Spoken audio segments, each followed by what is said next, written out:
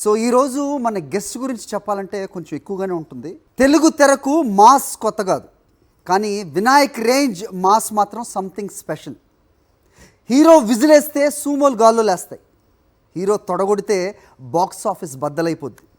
భారీతనం, block busters Vinayak care of address. Telugu cinema commercial format మార్చేసిన ఓ trend setter. Dynamic director Vinayak మనతో ఉన్నారు.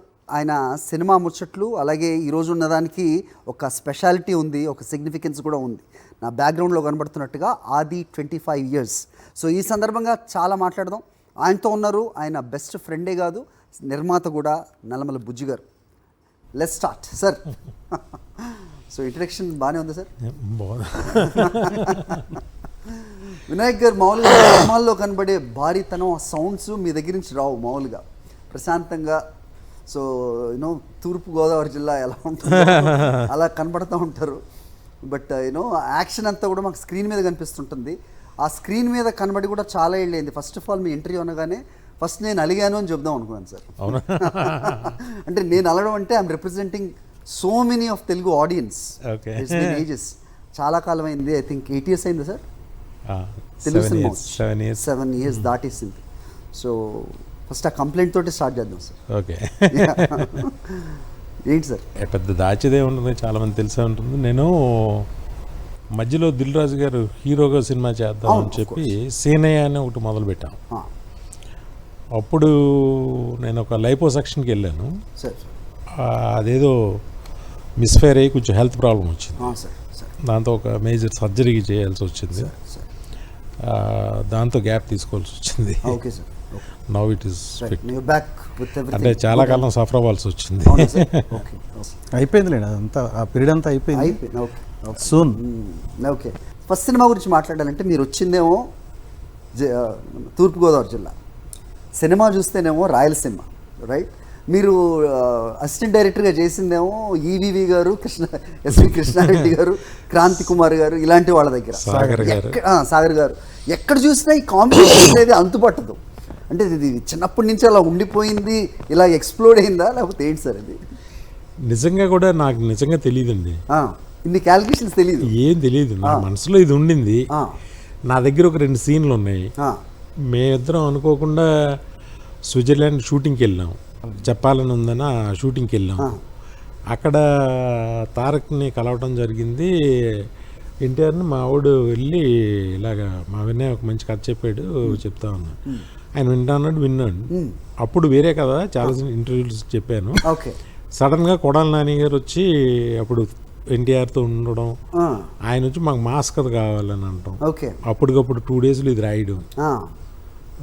జస్ట్ 2 daysలో రాశారు. మరి ఆ ధైర్యం అదంతా ఏమైపోయింది అర్థం కాదు. యా, అంటే అప్పుడు పెద్దగా మనం ప్రూవ్ చేసుకోవాలని తప్పించి ఇంకేం ఉండవు. కనిపిస్తుంది. యాక్షన్ హీరోగా ఎలా ఉంటారు తారక్, ఎవరికి అంచనాలకు అందలేదు. బికాజ్ అంతకుముందు చిన్న కుర్రాడిగా రామాయణం ఏదో చేశారు. అవును. ఆ తర్వాత మీరు చెప్పిన cinema student number 1 of course super hit. ఆ తర్వాత వచ్చిన సినిమా కదా ఆది అనేది. సో మీరు, నేను అడిగిన క్వశ్చన్, గోదావరి జిల్లా నుంచి సినిమానేమో ఈ రకంగా నన్ను అందరూ రాయలసీమ అనుకునేవారు. ఎగ్జాక్ట్లీ. పరుచు వెంకటేశ్వరరావు అన్నారు, ఎక్కడ ఇది అన్నారు. నాకు బాగా గుర్తు, చెన్నకేశ్వరరెడ్డి జరుగుతున్నప్పుడు. అంటే మాది ఇలాగ చాగలంటే రాజమండ్రి పక్కన. అంటే అదేంటి నీకును ఈ సినిమాలకి సంబంధం ఏంటే, నువ్వు ఎలా చెప్తున్నావు, అక్కడ కోబలి అంటారని మాకు తెలియదు, నీకెలా తెలుసు అంటే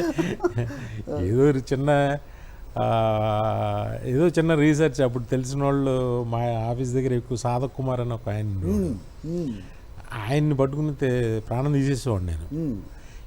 ఏమబ్బా ఎన్ని చెప్పాలి నీకు అని కూడా కామెడీగా అనిపించేది నాకు. సరదాగా చెప్పండి ఊరికే అని అంటే చెప్తా ఉండు ఆయన. అప్పుడు ఆయన ఎన్నో విషయాలు చెప్తే దాంట్లో వచ్చిన ఈ కోబలి అంటారు అనేది తెలిసింది నాకు. అది ఏమైందంటే అండి, ఆ సౌండింగ్ చాలా కొత్తగా అనిపించింది. ఏంటి కోబలి అన్నావు అక్కడ అంటారు అలాగంటే, రాయలసీమలో అక్కడ రాయలసీమకి సంబంధించిన వాళ్ళకి తెలుసు అది. ఈడెవడో ఈ డైరెక్టర్ ఎవరో మన ప్రాంతానికి చెందినోడు అనేది అనుకునేవారు వాళ్ళు కూడా. వాళ్ళు కనెక్ట్ అవుతారు. ఓకే. నాకు కలిసిన వాళ్ళు అందరూ అనేవారు ఎక్కడ మీది అని అడిగేవారు నన్ను. కాదు మాది వెస్ట్ గోదావరి. వెస్ట్ గోదావరి అసలు నువ్వెలా తీసేవి సినిమా.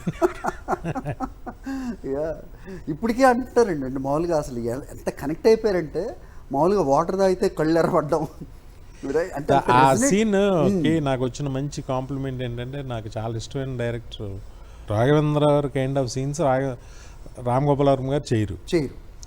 చేస్తే ఎలా ఉంటుంది అనేది నా ప్యాటర్న్ అన్నట్టుగా నేను అలా అనుకుని చేశాను. నాకు ఆయన తర్వాత వంశీ గారు, కృష్ణవంశీ గారు చాలా ఇష్టం నాకు. ఆయన సాంగ్ అంటే ఆయన సినిమాలో ఆయన షార్ట్ మేకింగ్ చాలా ఇష్టం నాకు. వింతగా ఈ సినిమా అయిపోయిన తర్వాత ఆయన ఫోన్ చేశారు, ఈయన కృష్ణవంశీ గారు ఫోన్ చేసి, వినాయక ఒకసారి ఎవరు నువ్వు అసలు అంటే, నేను అంతకుముందు 1-2 సార్లు పరిచయం ఉందంటుంది, కలిశాను. కొంచెం నేను గుర్తుండకపోవచ్చు. వెళ్తే ఆయన ఆంధ్ర టాకీస్ అని బ్యానర్ ఉండేది, ఆయన ఆఫీస్ ఉండేది. వెళ్ళి కలిస్తే ఏం లేదా నేను చూడాలనిపించింది, ఎవరు నువ్వు అసలు, నేను అంతఃపురం 2.5 గంటలు తీసిన ఒక టోటల్లో 2.5 గంటల్లో నేను చెప్పాలనుకున్నది నువ్వు ఆ వాటర్ తాగే సీన్లో చెప్పేసావు, ఎక్కడ మీది అసలు ఎవరు నువ్వు అది ఇది అని చెప్పి ఆయన అది నాకు ఒక మంచి మెమరీ. జైల్లో తొడగొట్టే సీన్ ఉంటుంది, ఖైదీలు ఇటువైపు ఉంటారు, మాట్లాడేవాళ్ళు ఇటువైపు ఉంటారు, ఆ మధ్యలో ఒక మెష్ ఉంటుంది, నువ్వు ఆ మెష్ని తీస్తావు అంటే అది మేము ఎప్పటికీ అది నేను ఆలోచిస్తే ఎలా ఉంటారు కదా, ఎలా లోపలికి వెళ్తారు ఎన్ని ఆలోచిస్తాను. బట్ సినిమా చూసిన తర్వాత నాకేం ఆ ఫీలింగ్ రాలేదని అంటే, సార్ నాకు ఉండింది అది, కానీ దాన్ని ఎలా బ్రేక్ చేయాలని అనడానికి ఫస్ట్ దానికి ఒక లీడ్ సీన్ వేసాను. చలపతిరావు వెళ్ళి జైలర్తో మాట్లాడుతుంటారు, ఆయన ఒరిజినల్ జైలర్, ఆయన నాగేశ్వరరావు ఆయన పేరు. ఆయన్నే యాక్ట్ చేయమన్నా, ఆయన మీసాలు అవి బాగుంటాయి సార్, ఉండండి సార్ మీరే చేయండి సార్ అని చెప్పి 2 సినిమాలు ఆది చెన్నకేశ్వరుడిలో అదే జైల్లో తీసాం, అక్కడే చేసాం. ఆయనతో వెళ్ళి మాట్లాడుతుంటాడు మైండ్లో, ఏం డైలాగ్ ఏమన్నా మైండ్లో మాట్లాడుతుంటే ఆయనతో పాటు లోపలికి వెళ్తాడు చలపతిరావు. అంటే మీ మైండ్లో సంథింగ్ అంటే వీళ్ళకి జైలు వీళ్ళు మంచోళ్ళు అని చెప్పాం కదా ఫస్ట్, వీళ్ళు మంచోళ్ళుగానే ఆ జైలర్ ట్రీట్ చేస్తున్నాడు, వీళ్ళకి ఒక యాక్సెస్ ఉందనేది మీ మైండ్లో ఉంటుంది. అప్పుడు మనం కొత్తగా చూపించక్కర్లేదు, అది ఆ లాజిక్ని అలా బ్రేక్ చేసాం. ఇంత ఉంటుందండి ఒక చిన్న సీన్లో. ఇప్పుడు రాయలసీమ కాబట్టి మీరు నీళ్లు తాగుతుంటే కళ్ళు ఎర్రబడ్డాయి, అది బాగా ట్రాన్స్లేట్ అయింది కృష్ణవంశీ గారు చెప్పినట్టు కూడా. కోనసీమకి చేయాలంటే ఏంటి సార్, ఇప్పుడు కొబ్బరి బొండం తాగిస్తారా? కోనసీమ అనేది బన్నీ మీరు చూసుంటాను, అదొక సినిమా, అది వడ్డి వీరభద్రరావుని ఎమ్మెల్యే అండి ఆయన, వన్స్ మా బంధువులు కూడా. ఆయన ఒకసారి పోలవరం ప్రాజెక్ట్ గురించి సైకిల్ యాత్ర చేశారు అప్ టు ఢిల్లీ. ఆయన ఒక సైజబుల్, ఆయన ఒక పెద్ద పొలిటీషియన్ ఆ రోజులు, ఇప్పుడు లేరు ఆయన.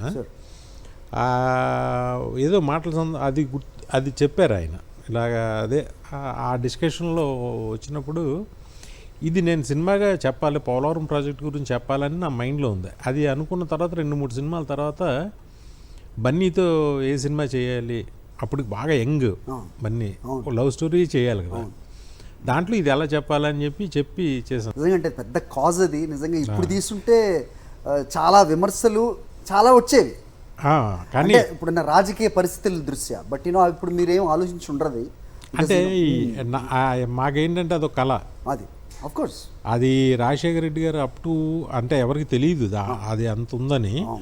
దాన్ని రాయలసీమ వరకు నీళ్ళు వెళ్తాయి, ఇటుకో శ్రీకాకుళం వరకు నీళ్ళు వెళ్తాయి అనేది ఆ కెనాల్స్ తవ్వాక అర్థమైంది. బట్ అది ఆ ప్రాజెక్ట్ ఎప్పుడు ఫినిష్ అవుద్దో నాకు తెలియదు, కానీ దాని మీద నేను ఒక సినిమా తీసారనేది మాత్రం నాకు ఒక హ్యాపీనెస్. వండర్ఫుల్. ఆ సాంగ్ దేవి శ్రీప్రసాద్ ఇచ్చాడు, సాంగ్కి అవార్డు వచ్చింది, మన అశోక్ తేజ గారు రాశారు.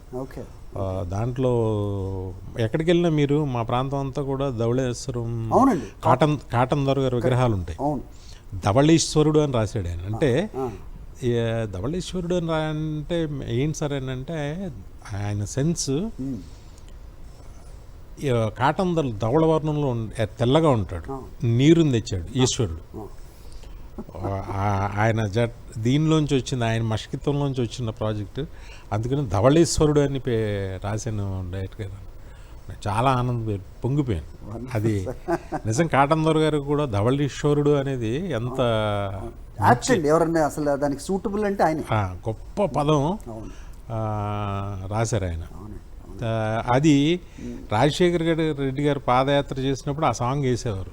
ఆయన ఎక్కువ వాటర్ గురించి మాట్లాడుతూ రైతుల మీద ఎక్కువ ఇచ్చేస్తున్నప్పుడు నా మనసు అయితే పొంగిపోయేది, నా సాంగ్ వేస్తున్నారని. మామూలుగా ఆయన భగీరథుడు అంటారండి. పోలవరం ఆయన దానికి వచ్చిన ఇదేది. ఆ సాంగ్ వేస్తుంటే నాకు ఎంత ఆనందం అయిపోయేదో. బుజ్జి గారు చెప్పండి, సో మీ స్నేహితుడు, సో ఇప్పుడు ఒకసారి వెనక్కి తిరిగి చూసుకుంటే ఏమనిపిస్తుంది? అసలు మీ ఫ్రెండ్షిప్ ఎక్కడ స్టార్ట్ అయింది? సో ఇది సినిమా బంధమా లేకపోతే అంతకంటే ముందు నుంచేనా? సో ఇన్ని రోజులు ఒకసారి మీరు వెనక్కి తిరిగి చూసుకుంటే మీరు అనుకున్నారా ఇంతకాలం మీ ప్రయాణం ఉంటుందని? ఇంతకన్నా ఎక్కువ కాలం కూడా ఉంటుంది. ఉంటుందా? ఈ సినిమా నుంచే ప్రయాణం స్టార్ట్ అయింది. దీనికి ముందు చెప్పాలని చెప్పి ఆ సినిమా దాని కో డైరెక్టర్, నేను ప్రొడక్షన్ చూస్తూ ఉండేవాడిని. ఓకే. మా మామయ్య గారి దగ్గర అట్లనే పరిచయం ఇద్దరం.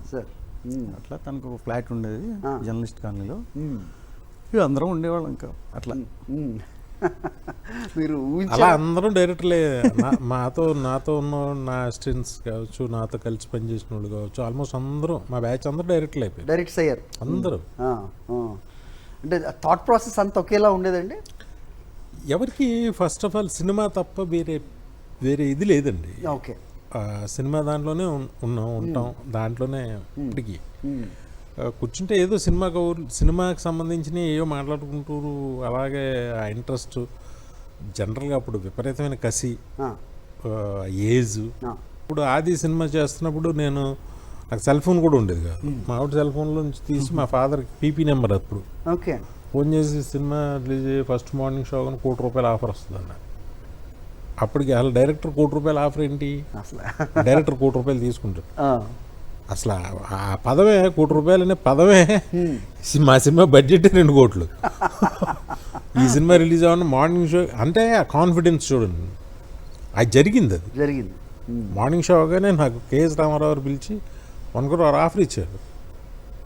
నేను చేయలేదనుకోండి, చెప్తున్నా. అంటే ఎంత కాన్ఫిడెన్స్ ఉంటుంది, ఎంత ధైర్యం ఉంటుంది, అది ఏమై ఉంటుంది ఆ వెర్రి.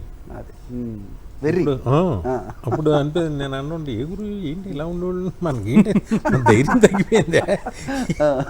అది తర్వాత నిజంగా మీరు చెప్పినట్టుగా ఫస్ట్ షో తర్వాతే ₹1,00,00,000 ఆఫర్. ఆ తర్వాత మీరు చూడని హైట్స్ లేవు సార్. సో ఆ తర్వాత చిరంజీవి గారు ఏంటి, బాలకృష్ణ గారు ఏంటి, వెంకటేష్ గారు ఏంటి, నాగార్జున గారు మిస్ అయ్యారు సార్. అవును. ఎందుకు అలాగా? అది ఒకసారి అనుకున్నాం కానీ జరగలేదు సార్ అప్పుడు. అంటే ఎలా ఉండేదంటే సార్, పారిపోవడమే సరిపోయేది నాకు. ఎవరికి దొరకకుండా అటు ఇటు పారిపోవడం సరిపోయేది. అంటే మనం అసిస్టెంట్గా ఉన్నప్పుడు ఏమనుకుంటాం, అందరు హీరోలతో చేయాలి, అందరు పెద్ద ప్రొడ్యూసర్స్తో వర్క్ చేయాలి, నన్ను ఆ ప్రొడ్యూసర్ అడగాలి, ఈ ప్రొడ్యూసర్ అడగాలి, ఇలాంటి కళ్ళు ఉంటాయి కదా. ఆ డైరెక్టర్ జరిగింది మనకి, అంత ఆ హైట్కి మనం వెళ్ళాలి అని. నాకు అన్నీ ఒకసారి అయిపోయినాయి, ఒకరోజే అయిపోయి ఇంకా అక్కడి నుంచి నేను ఏ ప్రొడ్యూసర్ అడిగినా అప్పుడు నేను కమిట్మెంట్ అయిపోయి ఉండడం. ఏదో లోపల నాకు ఇంకోటి ఏంటంటే, సరే నాకు సక్సెస్, నాకు ఒక మార్కెట్ ఉంది, నాకు ఒక సక్సెస్ వచ్చింది. నా ఫ్రెండ్స్కి నాకు ఉపకారం చేసిన వాళ్ళకి నేను ఇక్కడ ఉన్నప్పుడు నేను ఇక్కడ ఉండడానికి, ఇప్పుడు నా కుటుంబం కన్నా ఇప్పుడు నన్ను ఇక్కడ చూసుకున్న కుటుంబం మా సత్యనారాయణ రెడ్డి, గాంధీ వాళ్ళ అన్నదమ్ములు వాళ్ళ కుటుంబం కావచ్చు, మా సాగర్ గారు కావచ్చు, లేకపోతే ఇప్పుడు ఇలాగా మా బుజ్జి కావచ్చు, సురేష్ గారు కావచ్చు, ఇలాగా నేను ఎప్పుడూ ఆ సాగర్ గారితో ఉండటంతో సాగర్ గారి చుట్టూ ఇళ్ళే ఉండేవారు. నాకు వీళ్ళు కదా కంఫర్ట్ మీన్స్ నా సక్సెస్ మనోళ్ళకే కదా ఉపయోగపడాలి అనే ఫీలింగ్ నాకు ఉండేది. అట్ ద సేమ్ టైం నన్ను ఎప్పుడు కూడా నన్ను గాజు బొమ్మలో చూసుకునేవారు వీళ్ళంతా. అంటే నన్ను నా ప్రొడ్యూసర్స్ చూసుకున్నట్టుగా ఏ డైరెక్టర్ని ఏ ప్రొడ్యూసర్స్ చూసుకొని ఉండరు. అట్లనే కాదండి, ఆది నుంచి స్టార్ట్ చేస్తే నేను ఇంతవరకు తను ఎవరిని హట్ చేయటం చూడలే, ఓకే, కోపంగా మాట్లాడటం చూడలే. ఏదైనా ఉన్నా సరే తనే లోపల పెట్టుకుంటాడు కానీ బయట అందరి దగ్గర ఎక్స్ప్రెస్ చేయడు. అందరూ ఇతను ఎంత ప్రేమించాడో దానికి డబుల్ ప్రేమిస్తూ ఉంటారు. ఓకే, అంత మంచితనంతో మాలాంటి నేను చాలా కొద్దిగా ఫెరోషియస్గా ఉండేవాడిని, బట్ అట్లాంటి నేను కూడా తను చూసే మారిపోయా. ఓకే, అయ్యా అంతకుముందు అరిసేవాడిని, కొట్టేవాడిని, తిట్టేవాడిని, అవన్నీ మానేసి రెగ్యులర్గా యాక్చువల్గా వీళ్ళందరిని చూసే నేర్చుకుంది. Wonderful sir, wonderful. యా మనల్ని చూసే మారుతారు అవతల వాళ్ళు అనేది మేము ఖచ్చితంగా కనిపిస్తుందండి. యా నేను నాకు లోపల ఎంత కోపం వచ్చినా ఏం వచ్చినా నేను ఎక్స్ప్రెస్ చేయను. ఎందుకు సరే చిన్న మాటని బాధపడతారు కదండి. బాధ అంటే ఎలా ఉంటుందంటే ఒక పొజిషన్లో ఉన్నవాళ్ళు గమ్ముని మాట అంటే ఏమవుతుందంటే అనేవాళ్ళకి నేనేమి పెద్ద కోపంతో అన్ను. పొజిషన్లో ఉన్నవాళ్ళు కూడా ఏ మైండ్లో ఉండి కోపంతో ఏమి అనరు, కానీ తీసుకునేవాడు ఏదో ఇతని మనసు అయ్యా బాబు నన్ను ఇలా అనేసి చాలా ఎక్కువ తీసుకుంటారు.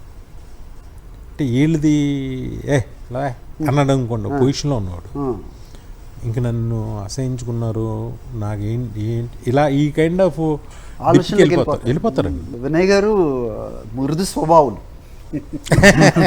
ఇప్పుడు ఇంత జర్నీలో సార్ మీరు డీల్ చేసిన ప్రాజెక్టులకి మీకు అంత సహనం కానీ మంచితనం నిజంగా మీకు లోపల వేరే ఏ ఉద్దేశం లేకపోయినా అలా అరవటం అనేది న్యాచురల్గానే చూస్తారు. బట్ ఎవరి మీద అలా అరవడం లేదు అంటే కనుక నిజంగా ఇది బెస్ట్ క్వాలిటీ. కానీ మ్యాక్సిమం ఇంకా 100 కూడా దాటిన తర్వాత వస్తుంది. ఆ టైంలో పక్కకి వెళ్ళిపోవడం ఏదో చేసి అలా మౌనంగా భరిస్తా. రైట్ సార్, మిమ్మల్ని చూస్తే మాత్రం కామ్గా ఉంటారు కదా. సో మీరు చూసిన సినిమాల్లో, మీరు తీసిన సినిమాల్లో మీరు బాగా కనెక్ట్ అయ్యేది ఏంటి సార్? కామెడీ పరంగా అవ్వచ్చు, లేకపోతే యాక్షన్ పరంగా అవ్వచ్చు. What is close to your heart? నాకు అది నా ప్రాణం. ఫస్ట్ సినిమా కాబట్టి ఉంటుంది. వినయ్ గారు, ఇప్పుడు ఒకటే టైంలో మీతో పాటుగా పూరి గారు, రాజమౌళి గారు, మీ జర్నీ అంతా ఇంచుమించుగా ఒకే టైంలో స్టార్ట్ అయింది కదా సార్. ముగ్గురు చూడని హైట్స్ మామూలు హిట్స్ కాదు ముగ్గురు కూడా.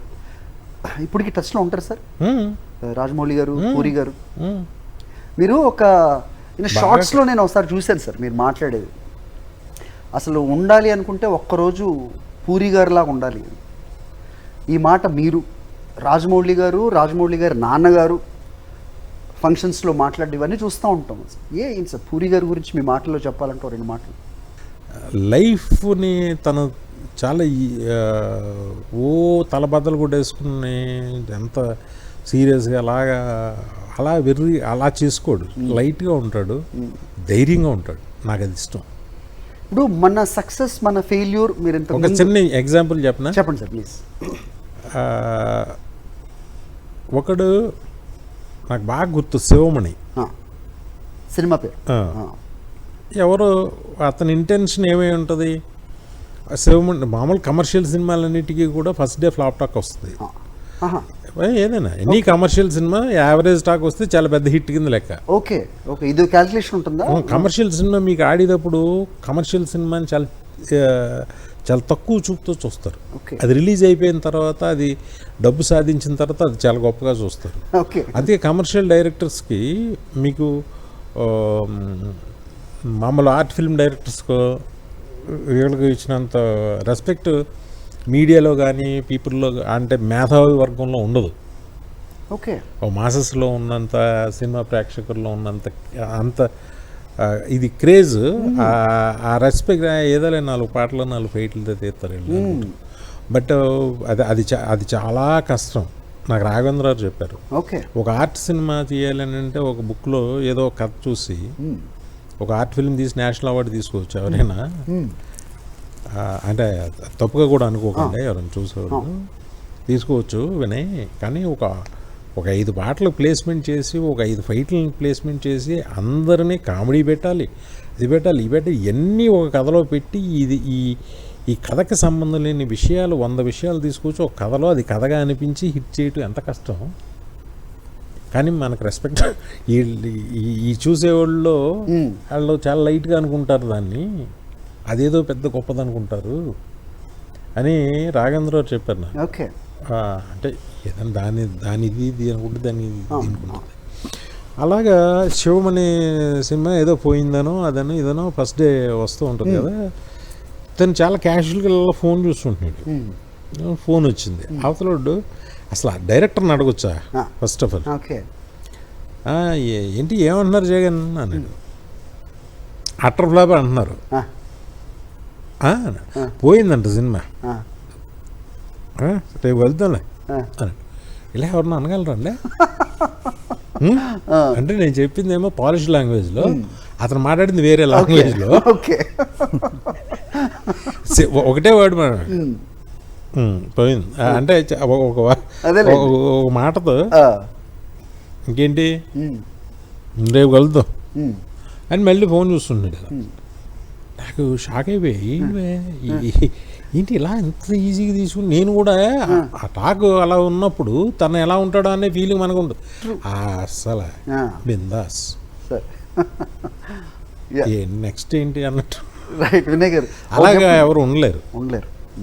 మీకు విషయం తెలుసా అండి, బాహుబలి రిలీజ్ అయిన 3వ రోజు 3-4 రోజు కూడా బిగినింగ్లో బ్యాడ్ టాక్ వచ్చి ఒక రాజమౌళి గారు, ప్రభాస్ అందరూ ఒక డల్గా ఉన్నారు. 3 రోజుల తర్వాత ఒక చోట కలుస్తారు. అంత సినిమా చేసి 3-4 రోజుల తర్వాత ఒక చిన్న గెట్ టుగెదర్ ఒకళ్ళ ఇంట్లో ప్రొడ్యూసర్స్ రాజేంద్ర వాళ్ళ అల్లుడు గారి ఇంట్లో కలుస్తున్నారు. నాకు ఫోన్ చేస్తే నేను వెళ్తే అందరూ డల్గా ఉన్నారు, చాలా ఇదిగా. ఏంటి అంటే ఇలా ఉన్నారు. ఏంటంటే వాళ్ళు పాపం డల్ అయిపోయి ఉన్నారు. జగన్ ఎంత లైట్గా ఉన్నాడు. ఏంటంటే మీకు ఏం తెలుసా, మీరు ఏ సినిమా తీశారు అసలు వాళ్ళకి ఇంకా బిలీవ్ చేయలేకపోతున్నారు. అంటే బయట మాట్లాడేవన్నీ నిజమేమో అనుకుంటున్నారు. వాళ్ళకి ఆ సినిమా రేంజ్ అది అర్థం అవడానికి వాళ్ళకి మినిమం 7 days to 10 days పట్టింది. బట్ ఆ 3-4 days వాళ్ళు అనుభవించింది అసలు ఎంత ఇదే అంటే బయట మాట్లాడుకునే నిజమని అనుకుంటున్నారు. సరే, ఇప్పుడు ఆది తీశారు ఎన్టీఆర్ గారు, కమర్షియల్ మామూలు హిట్ కాదు. అదుర్స్ కథ అనుకున్నప్పుడు ఎవరన్నా అసలు ఎన్టీఆర్ని ఆ డైలాగ్స్ కానీ దాంట్లో ఉన్న ఎంత సాహసం సార్ అది. అదే అంటాను, ఎవరు దాన్ని ఇప్పుడు హిట్ అయింది కాబట్టి ఎవరో దాని వెనక ఉన్న దీన్ని ఆలోచించరు. నాకు ఎంత ధైర్యం ఉండాలి సార్ అది. సార్ మీ ధైర్యం వేరు, మీరు మీ దాంట్లో వచ్చింది కాబట్టి. బుజ్జి గారు లాంటి వాళ్ళు మీరు ఏమంటే ఆయన ఏదంటే అదేనండి, అంతే, ఇంకా ఏముండదు. మేము ఎక్కడ రీసెంట్గా విన్నాం, కోన వెంకట్ గారు అదుర్స్ 2కి రెడీగా ఉన్నారు, ఎన్టీఆర్ గారు కూడా కుదిరితే చేద్దామన్నారు, వినయ్ గారిదే ఆలస్యం అనేది విన్నాం మేము. నాదే ఉందండి, అది మైండ్లో ఉందా ప్రాజెక్ట్? ఇంకా కథగా అయితే ఇంకా రాలేదు, కానీ నాకైతే మనసులో దాన్ని మ్యాచ్ చేసి అంత గొప్పగా చేయగలమని నేను అనుకోవట్లేదు. మీరే అనుకోవట్లే? తీయడానికి ఏముంది సార్, అది కెమెరా పెట్టి తీయడానికి కాదు, ఆ కంటెంట్, ఆ బ్రహ్మానందం గారు ఆ టైమింగ్ కూడా వేరు. అవునండి, అది వేరు నిజంగానే. నాకు గొప్ప అవార్డు చెప్పనా సార్? సార్ అది నిజంగా చాలా గొప్ప అవార్డు. కె విశ్వనాథ్ గారికి దాదాసాహెబ్ ఫాల్కే అవార్డు. నేను దశరథు ఆయన్ని విష్ చేయడానికి వెళ్ళాం. ఎవరండి? దశరథు. దశరథు గారు. ఓకే. వెళ్ళాము, కూర్చున్నాం సార్ అని చెప్పి.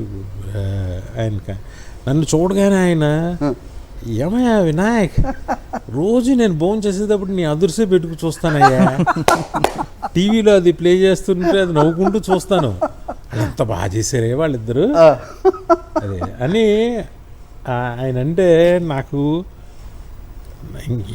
ఏంటి, ఎక్కడ కె విశ్వనాథ్ గారు, ఎక్కడ వినాయక్, నేనెవరు, నా సినిమా ఆయనకి ఇంత నచ్చి భోజనం చేసేటప్పుడు అది పెడతారయ్యా, పెట్టి అది ఆన్ చేసి పెడతారు, అప్పుడు వెళ్ళి భోజనం చేస్తాను నేను, కాసేపు చూస్తాను 15-20 నిమిషాలు, బాగా నవ్వుకుని ఎంత నవ్వుకుంటానయ్యా, ప్రతిరోజు చూస్తాను అన్నారు ఆయన. ఇంక అంతకన్నా గొప్ప అవార్డు ఏముంది. వినాయక్ గారు అనగానే మాకు లేచే సూమోలు, లారీలు అవేనా, లేదంటే ఇంకా ఏమన్నా ఉందా? ఇలా అనకూడదనే ఆగుతున్నాం. ఓకే, ఇంకెప్పుడు ఇదేనా అనేది వద్దు మనకి, ఏదైనా కొత్తగా దొరికితే చేద్దాం, లేకపోతే హ్యాపీగా కూర్చొని కౌరులు చెప్పుకుందాం. మేము అడగకుండా ఉండలేము, బికాజ్ టాగూర్లో ఒక సీన్లో మీరు చేసిన యాక్టింగ్ దానికి నాంది అనుకుంటున్నాను. మీరు మిమ్మల్ని హీరోగా చేయాలని వచ్చిన ముందుకు వచ్చిన వాళ్ళైనా మీరు ట్రై చేద్దాం అనిపించింది అయినా I think that is the prime reason అని నేను అనుకుంటా. బికాజ్ ఆ సీన్లో మీరు పండించిన ఎమోషన్ ఏదైతే ఉందో, రైట్ సార్? సో ఇలాగా నటుడుగా ఇప్పుడు చాలామంది ఒక దీని నుంచి క్రాఫ్ట్ నుంచి ఇంకో క్రాఫ్ట్కి వెళ్ళటం కూడా చూస్తున్నాం కదా సార్. అలాగా మీకు ఏమన్నా మైండ్లో ఉందా? నిజంగా చెప్పనండి సార్ అసలు ఆ సీన్ కూడా నేను అనుకుని చేసింది కాదు. ఆ రోజు చిరంజీవి గారి పెళ్లి రోజు ఆయన విష్ చేయడానికి నేను ఠాగూర్ మధు గారు వెళ్తే వినే ఆ సీన్ ఒకటి ఉంది కదా, అది ఎప్పుడు అది చేయలేదే అన్నారు. అంటే దాంట్లో యాక్ట్ చేసే కుర్రోడు కోసం చూస్తున్నాను, అది దొరకట్లేదు. చాలాసార్లు చెప్పాను కూడా, ఇది దొరకట్లేదు నాకు. మొన్న అబిట్స్లో కుర్రోడు కనిపించాడు కానీ అవ్వలేదు, అడిగేం రావట్లేదు అన్న. అంటే మీరు చేయొచ్చు కదా సార్ అన్నాడు పక్కన రాజరవీంద్రుడు. అంటే కురగాయ అన్నాను నేను. అంటే బాగుంటుంది చెయ్యి చిరంజీవి గారు, నీ కళ్ళు బాగుంటాయి చెయ్యి అన్నారు ఆయన. అంటే వద్దనే నాకేం రాదన్న. అంటే భలేవాడు, నువ్వు సీన్ చెప్తున్నప్పుడు నువ్వు బాగా చెప్తావు, బాగా యాక్ట్ చేస్తావు నువ్వు రా పెట్టి ఈరోజు షూటింగ్ పెట్టండి మధు గారు అన్నాడు. ఆయన నాకు ఆయన పెళ్లి రోజు అనగా నా సీనే గుర్తొస్తుంది. ఆ పెళ్లి రోజు వెళ్ళి నైట్ షూట్ చేసి అప్పటికప్పుడు అనుకుని షూట్ చేసింది scene.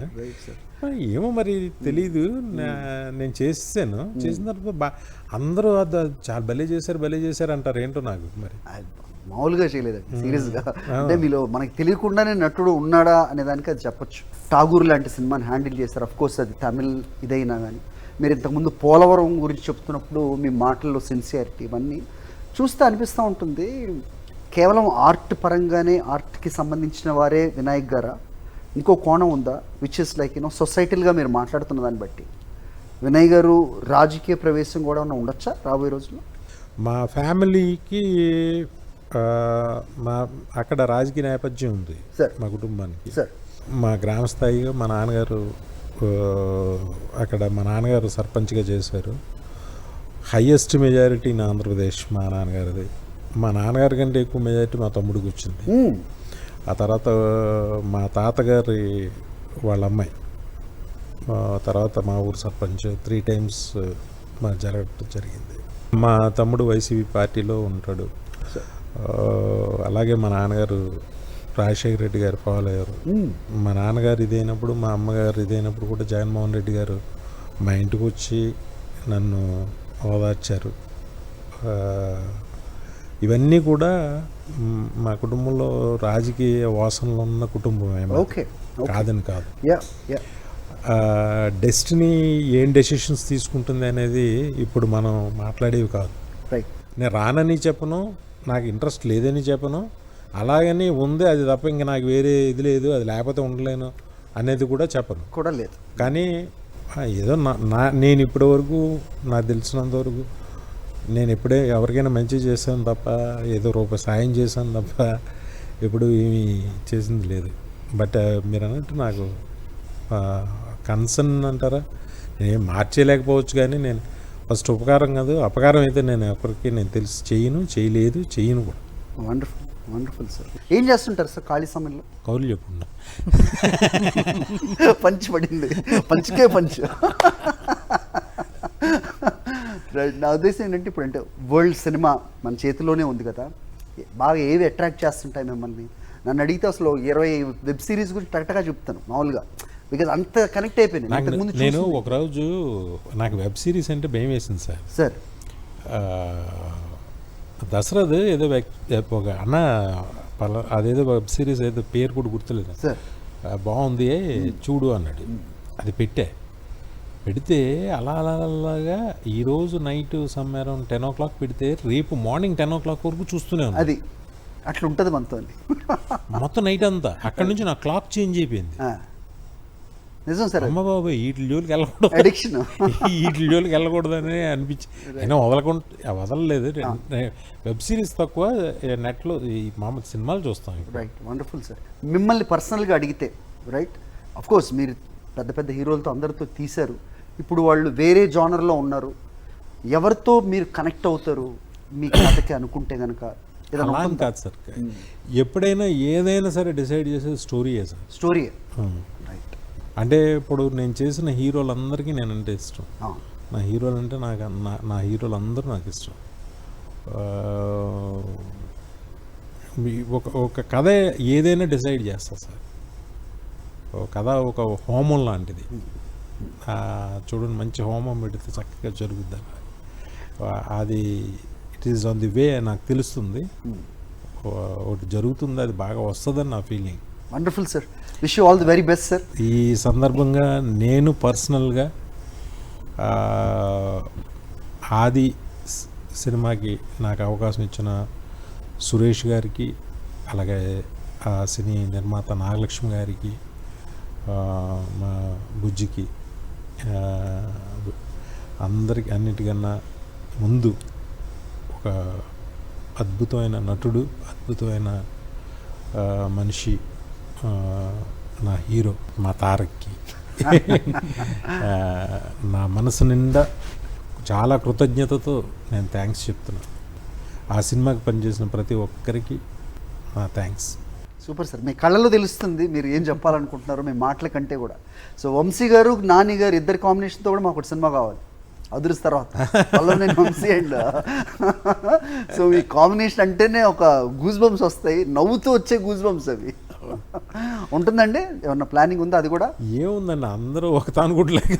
Right, very best. Cinema చేసిన వాళ్ళే. ఇప్పుడు మా సెట్ అంతా నా సెట్కి వస్తే ఎవరైనా ఏంటిది సినిమా సెట్, పొలిటికల్ ఇదా? రైట్ సార్, సో ఆ సందడి మళ్ళీ సినిమాకు కూడా కావాలి. రైట్, యూనో మీ బొట్టు వాళ్ళు అసలు గ్యాప్ తీసుకోకూడదు. బికాజ్ యూనో మీరు ఒక సినిమా తీస్తే ఎన్నో కుటుంబాలు దాంట్లో ఉంటాయి కాబట్టి చాలా మంది చెప్తుంటారు అలాగా. డెఫినెట్గా. సో మీరు సో సిరీస్ ఇంకా మొదలు పెట్టండి. ఒకసారి స్టార్ట్ అయితే ఇంకా ఆగకూడదని, మళ్ళీ గ్యాప్ మీరు తీసుకోకూడదని మేము కోరుకుంటున్నాం. Thank you so much. Thank you. Right, అది special talk with V V Vinayak and Nallamalli Bujji garu. Thank you for watching. చూస్తూనే ఉండండి సాక్షి.